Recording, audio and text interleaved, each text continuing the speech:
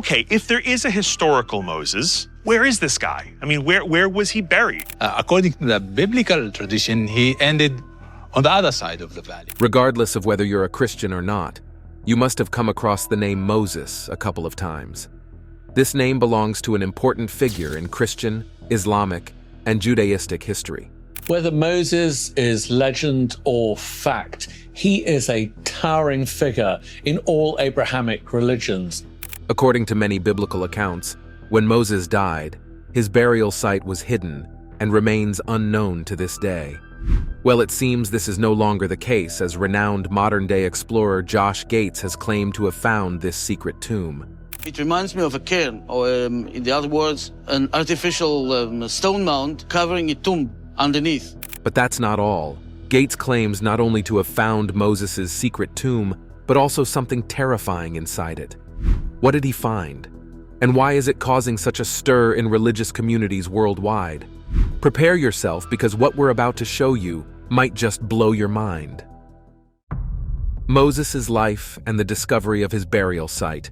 Known as the great prophet who led the Israelites out of Egyptian bondage, Moses has been the subject of countless texts, stories, and debates.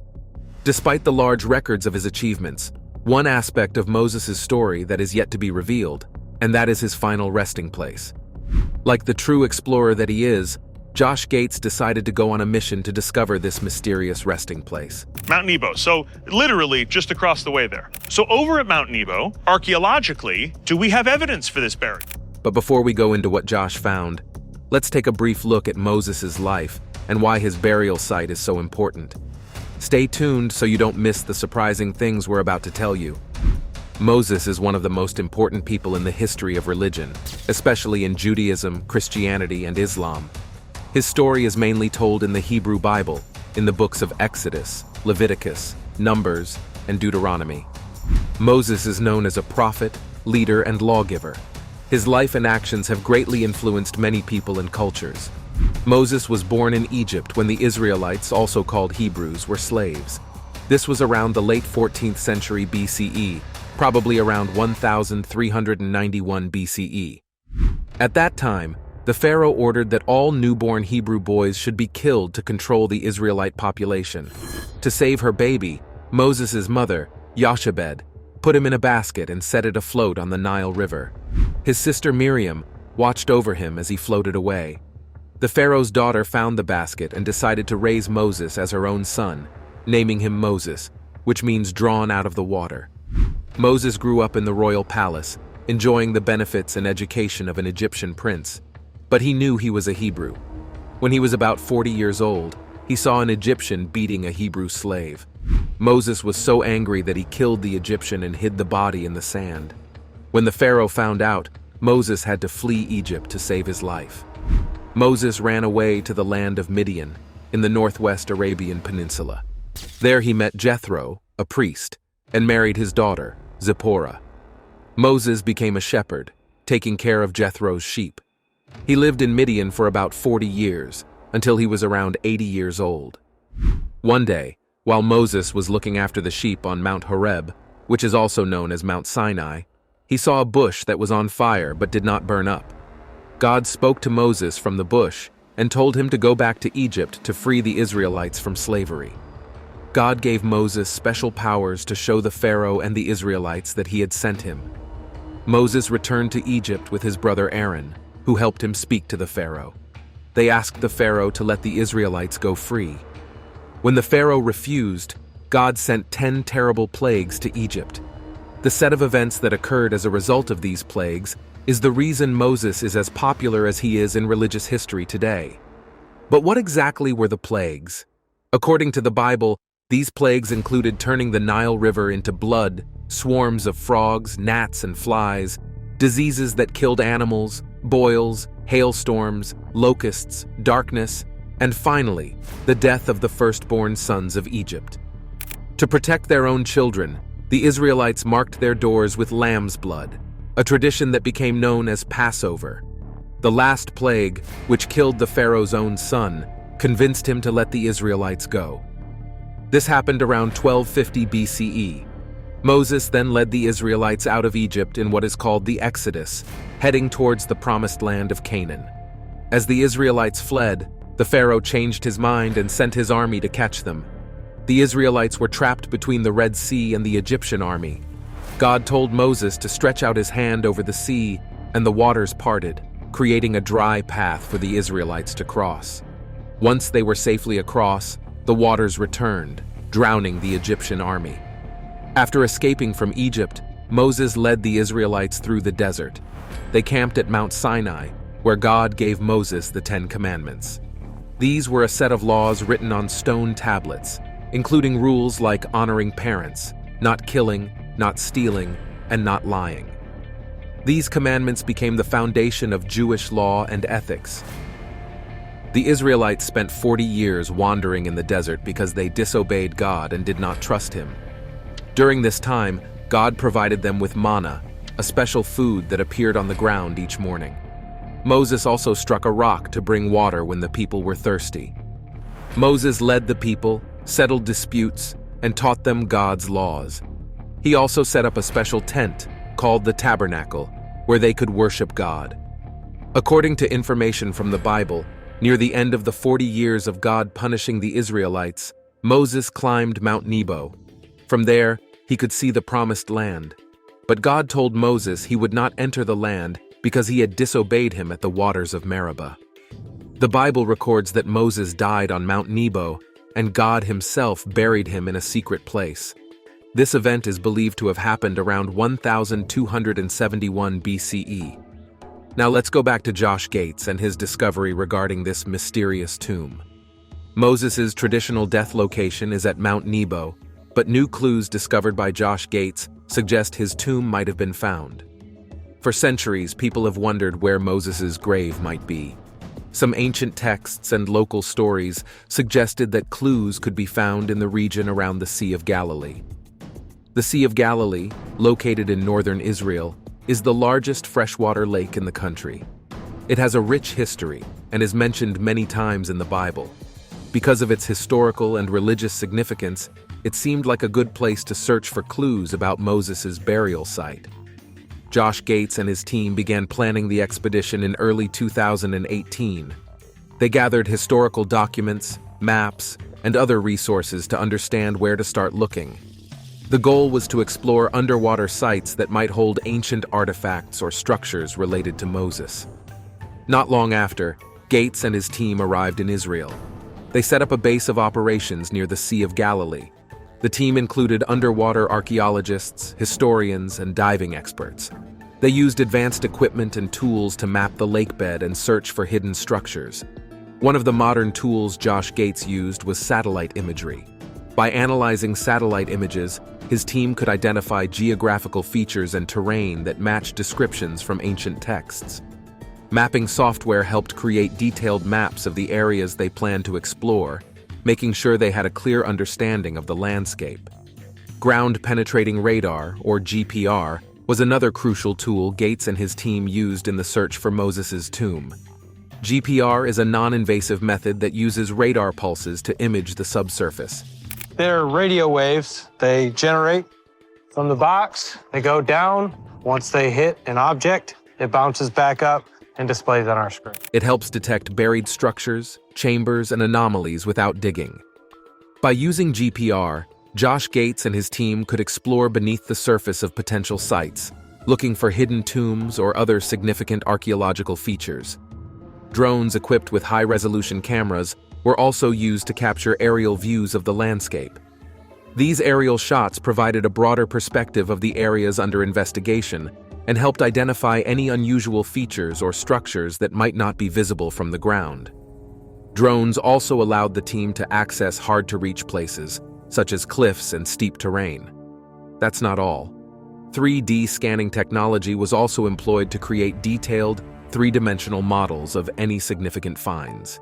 This technology allowed the team to document and analyze structures and artifacts with high precision. The 3D models also helped share their findings with experts and the public, offering a more comprehensive view of the discoveries. The team began their underwater exploration by scanning the lakebed for unusual formations. In October 2018, they discovered an ancient submerged structure that appeared to be a circular stone monument. This structure, known as a cairn, was made of large basalt rocks stacked in a circular shape. It was about 230 feet in diameter and 32 feet high. This discovery was very important because cairns are often associated with ancient burial practices. Gates and his team believed that this structure might be connected to Moses or could hold clues about his final resting place. They began a detailed examination of the site, carefully removing silt and sediment to reveal more of the structure. This process took several weeks and required great care to avoid damaging the ancient stones. In locations where preliminary findings suggested potential archaeological significance, Josh Gates and his team conducted careful excavations. They used traditional archaeological tools like shovels, trowels, brushes, and sieves to dig and sift through the soil. The goal was to uncover any artifacts, inscriptions, or structural remnants that could provide clues about Moses' burial site. As they excavated, they found several artifacts, including pottery shards and tools, which suggested the site could be thousands of years old. However, there was no direct evidence linking the structure to Moses. The team faced challenges, such as poor visibility underwater, strong currents, and the difficulty of working at such depths. To understand the importance of the submerged cairn, the team consulted with experts in ancient history and archaeology. They studied the pottery and tools found at the site to determine their age and origin. Carbon dating showed that some of the artifacts were from around the time Moses is believed to have lived, roughly 3,200 years ago. The team also researched ancient texts and local legends to see if they mentioned the structure. They found references to submerged cities and monuments in the region's folklore, but nothing specifically about Moses. Despite the lack of direct evidence, the discovery of the cairn added a new layer to the mystery of Moses' final resting place. By early 2019, Gates and his team had mapped the entire structure and collected as much data as possible. However, they didn't find anything particularly of value. Regardless, the search for Moses' place of rest is still going on today. In fact, since it turns out that Christianity isn't the only religion that regards Moses, other religions also have their versions of where this mysterious burial site is. In the next part of this video, we'll be taking a deep dive into what these other sites are and why exactly they are suspected to be where Moses was buried. Keep watching because you're about to witness something truly incredible. Other suspected sites of Moses' tomb. First off, we'll be starting with the Islam version of Moses' burial site called Nabi Musa.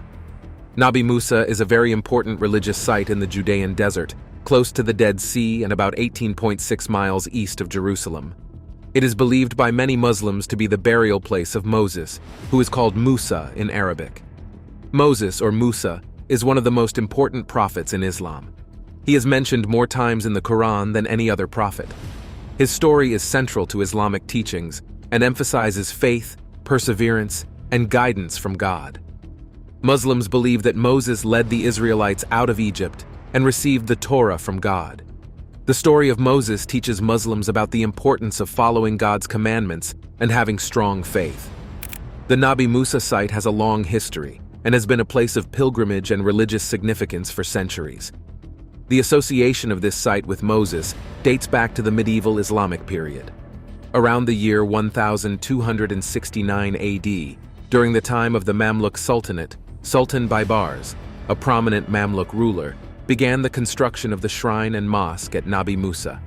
He wanted to create an important religious site for Muslims to honor Moses, who is a very important prophet in Islam.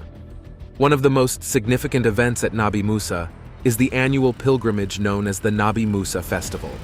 This pilgrimage has been celebrated for many centuries and is traditionally linked with the Muslim celebration of Laylat al-Miraj. Laylat al-Miraj commemorates the Prophet Muhammad's night journey and ascension to heaven. Thousands of Muslims participate in this pilgrimage every year. The pilgrimage involves a procession that starts in Jerusalem and ends at Nabi Musa. Pilgrims gather at the shrine to participate in religious ceremonies and celebrations. The Nabi Musa complex includes several buildings, such as a mosque, a shrine, and accommodations for pilgrims. The architecture of the site reflects the Islamic styles of the medieval period.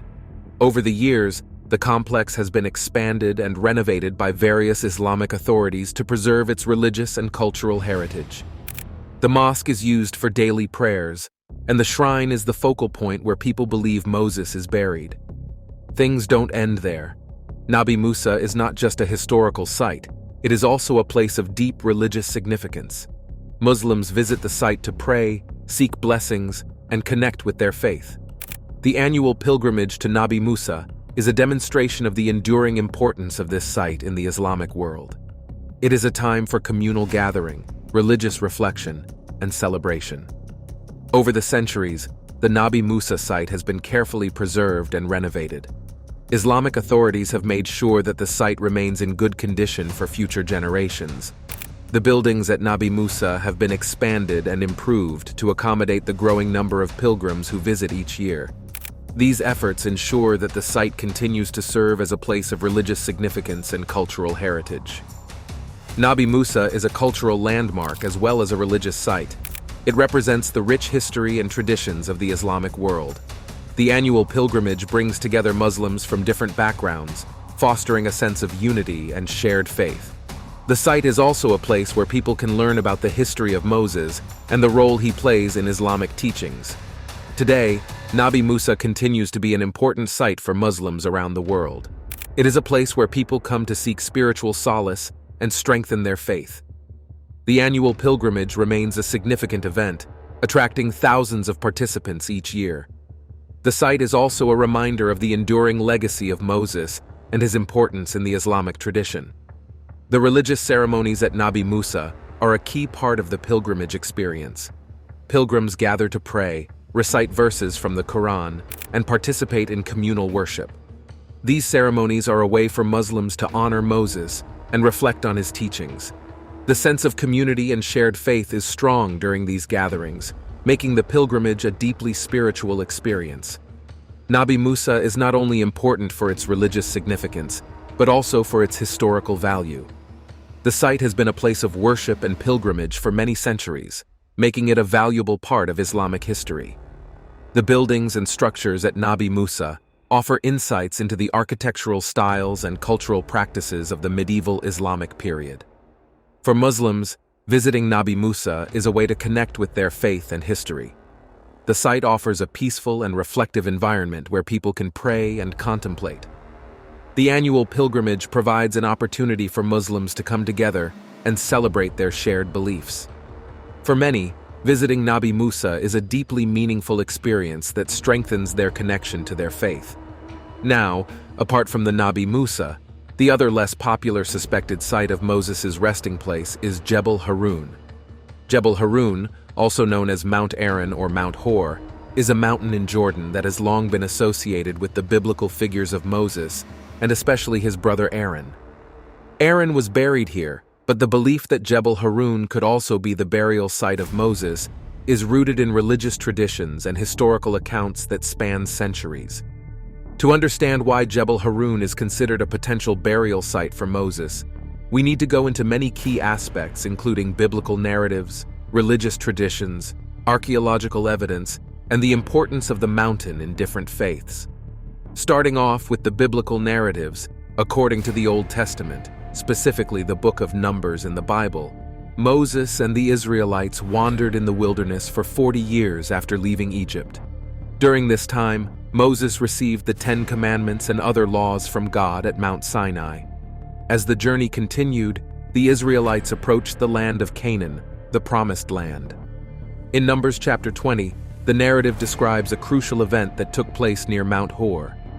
Here, God instructs Moses and Aaron to gather the congregation of Israel, and then God tells Moses that Aaron will die because the brothers did not follow his instructions earlier. Moses takes Aaron, along with Aaron's son Eleazar, up Mount Hor. At the top, Aaron dies, and Moses and Eleazar descend the mountain. Aaron's death is a significant moment in the Israelites' journey, marking the end of Aaron's role as high priest and leader of the Levites. The location of Mount Hor, where Aaron dies and is buried, is traditionally identified with Jebel Harun. This identification has been preserved through Jewish, Christian, and Islamic traditions, all of which recognize the importance of Mount Hor in relation to Aaron's death and burial. Moving on to the religious traditions aspect, in Judaism, Mount Hor's identification with Jebel Harun is supported by historical interpretations and religious teachings. Jewish scholars and rabbis have maintained the belief that Aaron's death and burial on Mount Hor occurred at Jebel Harun. Moses' connection to the mountain is inferred from the biblical account of him accompanying Aaron there and overseeing Aaron's death. Early Christian pilgrims and scholars, following the footsteps of biblical narratives, also identified Mount Hor with Jebel Harun. They viewed the mountain as a significant site associated with Moses and Aaron's biblical stories. This tradition has persisted through centuries of Christian religious teachings and historical writings. Apart from religious texts and traditions, archaeological findings and historical accounts contribute to the understanding of Jebel Harun's significance. Petra, an ancient city near Jebel Harun, was a major center of trade and culture during biblical times. The proximity of Jebel Harun to Petra suggests that the mountain would have been known and possibly revered by the ancient inhabitants of the region. Archaeological excavations in Petra and surrounding areas have revealed artifacts and inscriptions that provide insights into the religious beliefs and practices of the people who lived there. While direct evidence linking Jebel Harun to Moses' burial is scarce, the mountain's prominence in historical and religious contexts cannot be overlooked. Over the centuries, Jebel Harun has remained a site of cultural and religious pilgrimage. People of different faiths have visited the mountain to pay homage to the biblical figures associated with it. Pilgrimages to Jebel Harun continue to this day, showing its enduring importance in the religious landscape of the Middle East. In recent times, the search for Moses' tomb continues to captivate believers and scholars alike. The search is not only about locating a physical site, but also about understanding the enduring influence of Moses' teachings and his role in shaping religious ethics and moral codes. The cultural impact of Moses' legacy goes beyond religious boundaries, influencing literature, art, and philosophy worldwide. Even though the exact location of his tomb hasn't been discovered yet, till today, Moses' legacy endures as a symbol of resilience and divine guidance. People still look for Moses' tomb today as part of a spiritual journey, connecting with their faith and seeking proximity to a revered prophet and leader. Pilgrimages to sites like Mount Nebo offer believers a chance to reflect on Moses' teachings and their own spiritual path. So, where do you think this tomb really is? Let us know in the comments below. We hope you enjoyed this video. If you did, please like, share with your friends, and subscribe to support the channel. Thanks for watching and see you in the next video.